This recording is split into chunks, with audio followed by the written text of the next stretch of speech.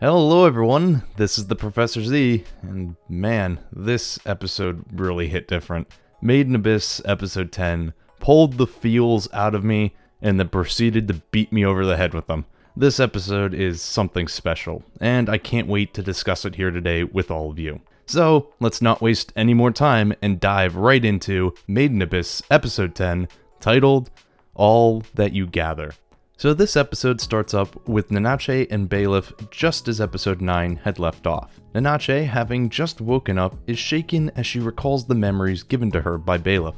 The same smoke that had put Nanache to sleep being the catalyst for this transfer of memories. Bailiff, having passed down his value to Nanache, releases her, and now intends to face Faputa. Accepting her freedom, Nanache moves to leave with Midi, but unfortunately, that's not going to work out, as Bailiff explains that all that is created within the village cannot leave it. Making the matter worse, due to the damage the village has sustained, the curse has begun to leak in. It seems that the village's contents can only exist in a curse-free environment, Bailiff, and I'd imagine Wazukian, being an exception as they were created as branches of the village, and thus granted some resistance to the curse.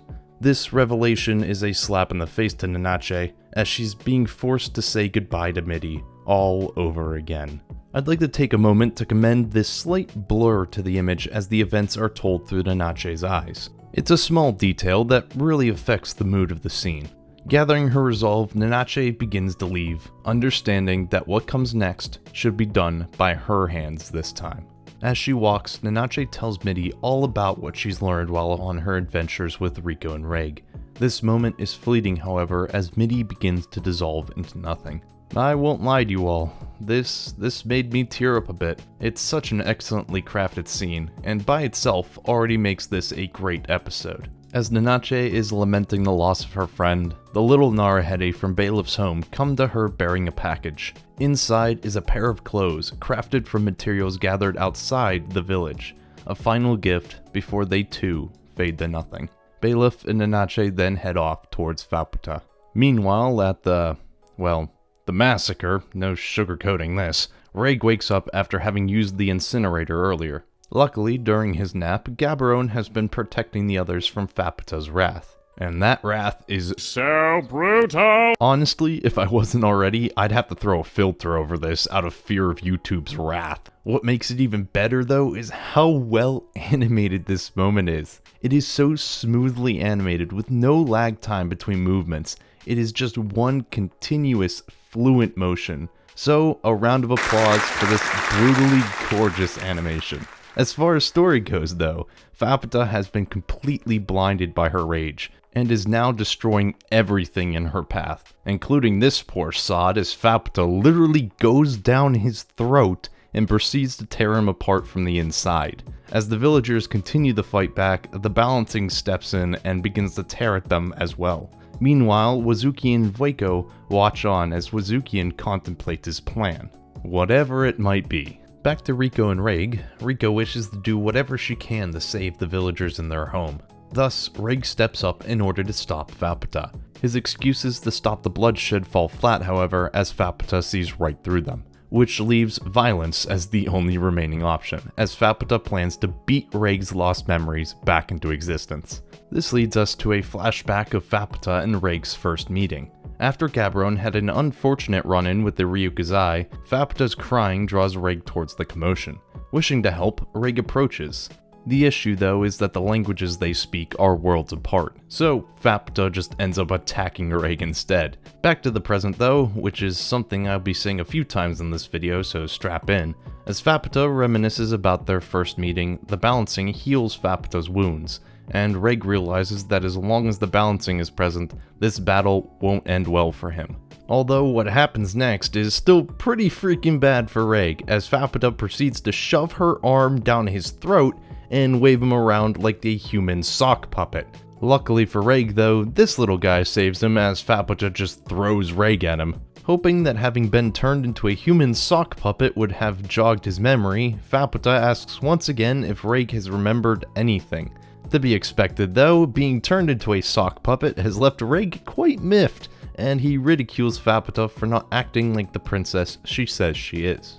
Of course, Faputa doesn't know any better and speaks the way she does because past Reg had said that it was as a princess should. Back to the past once again, we learn that Reg had originally spoken the same language that the Delvers of the 6th layer did. Following this, we also learn that Faputa literally means immortal princess. Reg then compliments Faputa's ability to quickly pick up on other languages, which makes Faputa very happy. Reg responds to Faputa's joy by telling her to be more graceful, which Gaborone suggests using Sozu at the end of her speech in order to act more graceful since it was a symbol for her mother's language. Reg doesn't disagree with this, instead mentioning a mentor that once told him about the importance of keeping up appearance. More importantly though, Reg offers Faputa his goggles in order for her to cover up, which makes slightly less sense here since in the anime they removed Faputa's nipples, which, yes, is a thing in the manga. Back to the present though, with the ceiling beginning to crumble, Reg resorts to Prushka's power in hopes of ending this fight quickly.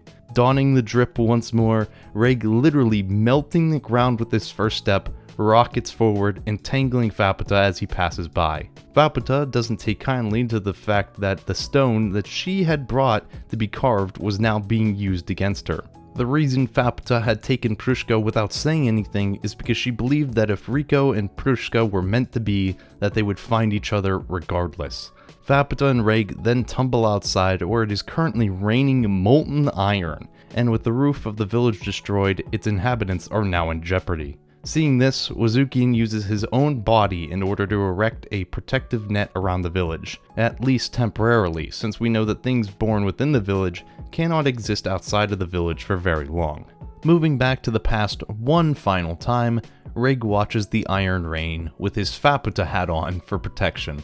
This is also where Reg learns about Faputa's quest to destroy the village, regardless of the society that is growing within it. Of course, it is here where Faputa inquires as to if Reg could get Faputa inside the village with his incinerator. Now, the reason Reg doesn't help Faputa immediately is because at this time, it seems that Reg is down to one last shot in his incinerator. This leads into a theory that I'd love to talk about in a later date, but for now, this is just the limitation that keeps him from helping Faputa. Instead, Reg promises that once he finds his Haku and returns to the 6th layer, he'll most certainly help her, and Faputa responds with infinite snuggles. A little later, we see Faputa creating a stone tower as a memento as to not to forget Reg. This would be one of many as we would see later on in the story. Finally, we would see Reg and Faputa's final moments before Reg departs, as he makes a final promise to Faputa, a promise to travel hand in hand once her destiny and his have been fulfilled. With that, Reg embarks on his journey once more, and we also get a glimpse of a symbol on his cape, something we wouldn't see later on in the story, so this could hold some great significance. But I digress. Returning to the present once more, Reg has begun to cry, as his memories of that time are returning, but not significantly enough for him to put the pieces together. This moment of weakness though gives Faputa an opening to turn the tables on Reg, and that, dear viewers, is where this episode comes to an end. So, this was a phenomenal episode. From the animation to the sound design, it was all expertly crafted to create perfect moments of sadness, joy, and brutality. So far, this episode, in my opinion, is the crown jewel of this season, and we've still got 2 more to go, so it's gonna be something to see them try and top this. But that'll be for next time. As always, make sure to leave a like if you enjoyed the video, comment on what you thought of this episode, and subscribe for more going forward. Thank you all for watching. This has been the Professor Z, and I will see you all next time.